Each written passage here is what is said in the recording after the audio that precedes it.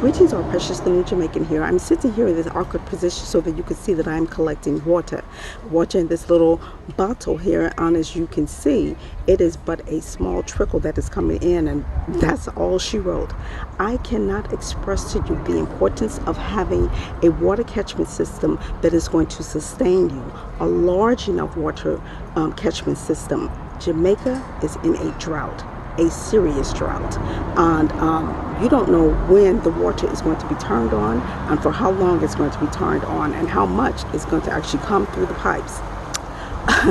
We're in it, y'all. We are in it.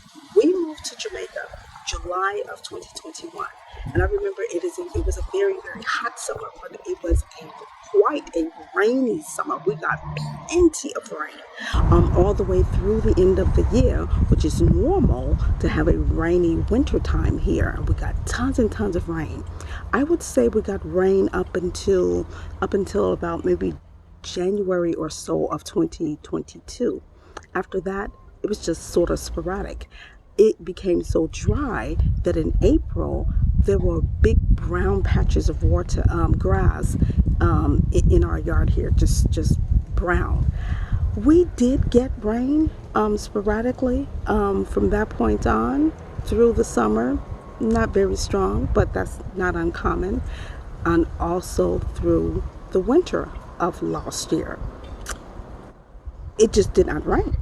And now we are in quite the crisis situation. Rarely any water in the pipes. The NWC actually turns off the water at scheduled times. At least I should say it's scheduled times in, say, a place like Kingston. The people of Kingston know when the water is going to be on and when it is going to be off and for how long.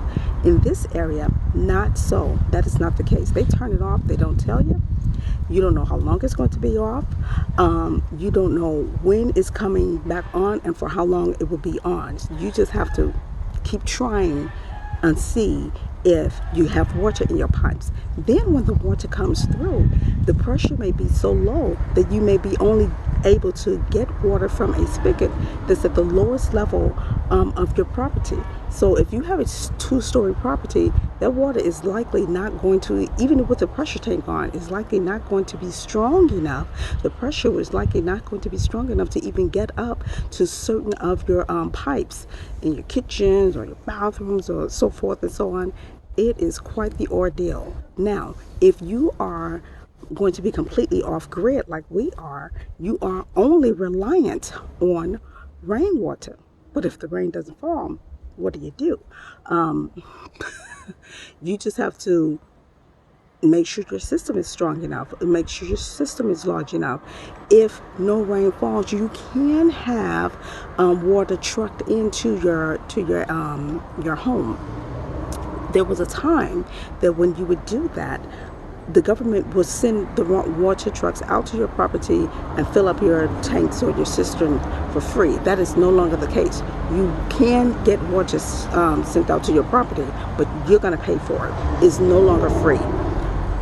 They said that it's not in the budget. The NWC, the government said it's not in the budget for them to give out free water. Now you have to pay for it. So I don't know what the people are to do.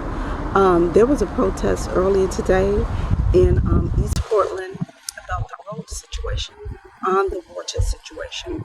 I don't understand why it is such that they can't at least tell you when the water is going to be off or when it's going to be on.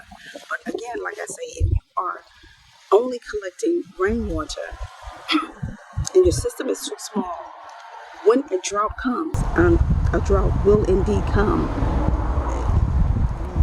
you can be in trouble if your system is too small. Make sure you have a water catchment system that will sustain you through a drought. Just something I thought you should know.